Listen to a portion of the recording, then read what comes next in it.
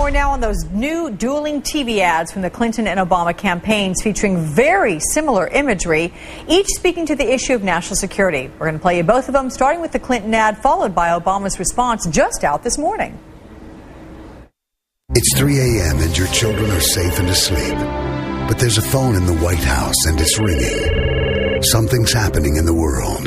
Your vote will decide who answers that call. Whether it's someone who already knows the world's leaders, knows the military, someone tested and ready to lead in a dangerous world.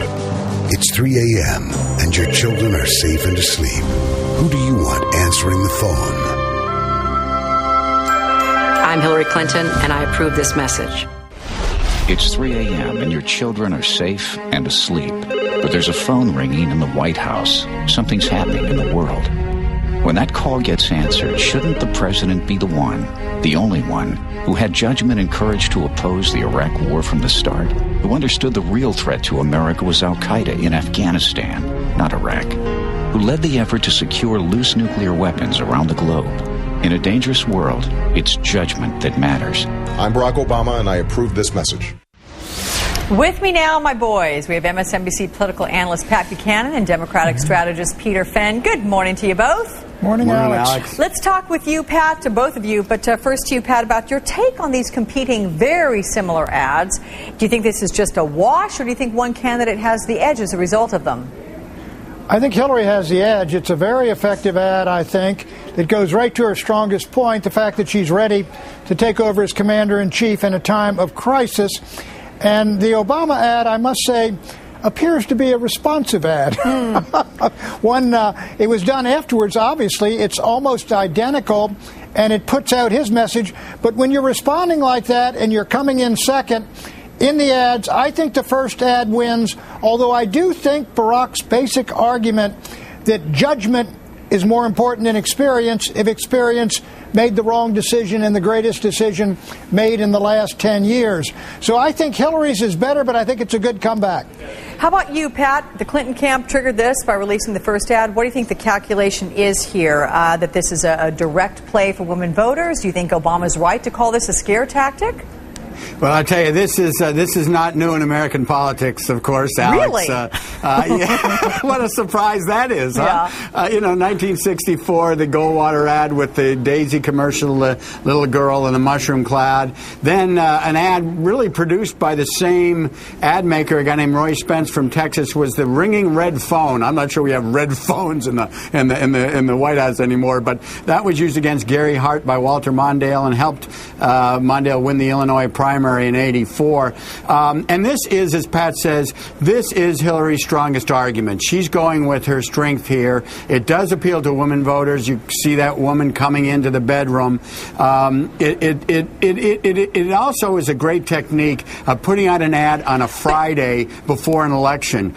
I have to give it to the credit to the Obama campaign, though. They came back fast, and Obama came back in a very cool, calm way about this and went back to his strongest argument, which he thinks is judgment. So I'm not sure which way it's gonna cut, but I think I have to say it's one of the strongest ads I have seen out of the Clinton campaign this whole election cycle.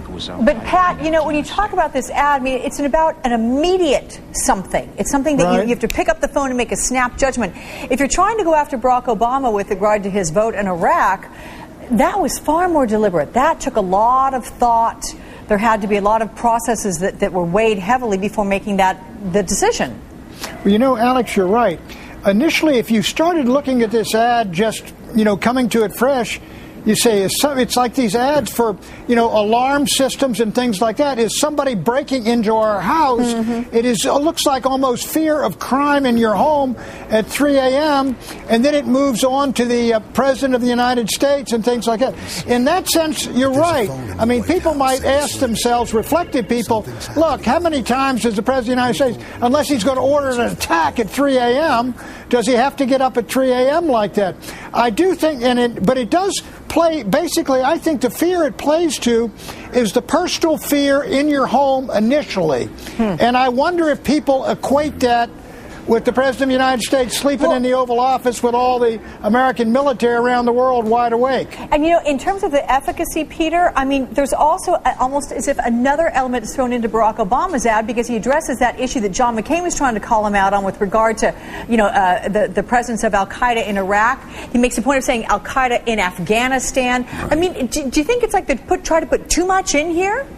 Well, I think there is a lot in there, Alex, but, you know, one of the things that was happening this last week was with the back and forth between Obama and McCain, Hillary Clinton was kind of left out of this endgame, and that's a problem. And this was obviously designed to inject her back into this, to get us all talking about, wait a minute, this is still an Obama-Clinton campaign here, and again, to go to her strength. But I think it is very interesting. There's a lot of subliminal things going on here. I think, as you pointed out, the appeal for women voters having the mother there, as Pat says, the sort of fear factor at home. Is somebody coming into your home? Are you afraid? Now the voiceover says they're sleeping well at night, all that. But you know, the idea here, I think, is dramatic, is breakthrough, is this clutter out there? There's a lot of ads. Let's figure out what we can do to break through here.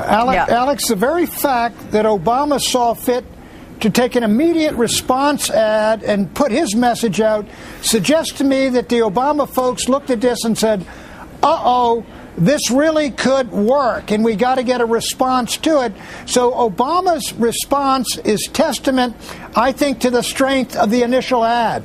Let me tell you, just personally, this Clinton ad is one of the most memorable ones that's come down so far in the campaign. That's for sure. People are talking about it. They remember it. Yeah. And Pat's right. Boy, Obama, if he let this thing lie for 4 days without much of a response, I think there could be trouble out there for him. Okay.